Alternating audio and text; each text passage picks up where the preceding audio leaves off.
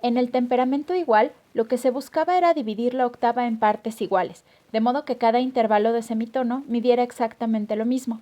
Había que dividir la octava en 12 partes iguales, y entonces las notas enarmónicas sí tienen la misma frecuencia.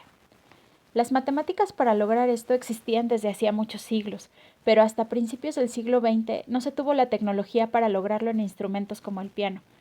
Veamos cómo se calculan las frecuencias. Recordemos que la proporción de la octava es de 2 a 1. Sabemos que los 12 semitonos miden lo mismo. A este tamaño le llamaremos por el momento X. Si subimos los 12 semitonos iguales, llegamos a la octava, lo que equivale a multiplicar lo que mide un semitono 12 veces. X a la 12 es igual a 2.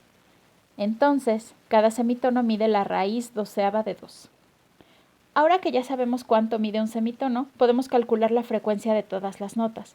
Por ejemplo, si conocemos la frecuencia de do y queremos calcular la frecuencia de mi, solo tenemos que subir 4 semitonos, es decir, multiplicar por raíz doceava de 2 4 veces. Esto lo podemos escribir como raíz doceava de 2 a la cuarta. Después de que tengamos esta proporción, multiplicamos por la frecuencia de do y entonces tenemos el resultado. Si sabemos cuántos semitonos hay que subir para encontrar la frecuencia de la nota, sustituimos en la fórmula y podemos encontrarla. Por lo tanto, esta es la fórmula para encontrar las frecuencias del temperamento igual. La frecuencia de la nota de referencia es lo que hay que multiplicar hasta el final, después de haber encontrado el tamaño del intervalo, así que por ahora dejémosla un poco de lado. Lo que está dentro de la raíz es el tamaño del intervalo que queremos dividir en partes iguales. La raíz nos indica el número de partes iguales en las que queremos dividir ese intervalo y luego tomamos en cuenta el número de partes iguales o semitonos que queremos subir a partir de nuestra nota de referencia. Pero esto ya lo hemos hecho antes. Sin tomar en cuenta semitonos, sino el tamaño de una parte del intervalo que estamos partiendo, recordemos cuando partimos una tercera pura de 5 cuartos en 2 partes iguales, que era lo que pasaba en el temperamento mesotónico. O cuando partimos una coma sintónica en 4 partes iguales, o en 3 partes iguales. Pero regresemos a la octava. En los llamados temperamentos iguales del siglo XX se hicieron muchos experimentos con esto.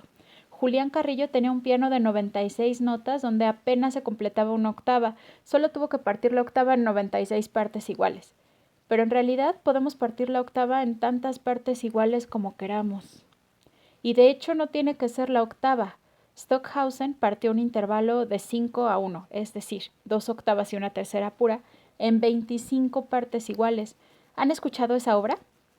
Para encontrar cada una de las notas, sabemos que cada parte tiene este tamaño, y a partir de la nota de referencia, cuántos semitonos hay que subir hasta llegar a la nota deseada. En realidad, no sé si cada una de estas partes siga llamándose semitono, ya me dirán en clase. Para terminar, no olviden siempre, ya que tengan su proporción o tamaño de intervalo deseado, multiplicar por la frecuencia de referencia, que es la frecuencia de la nota a partir de la cual se empiezan a construir las notas.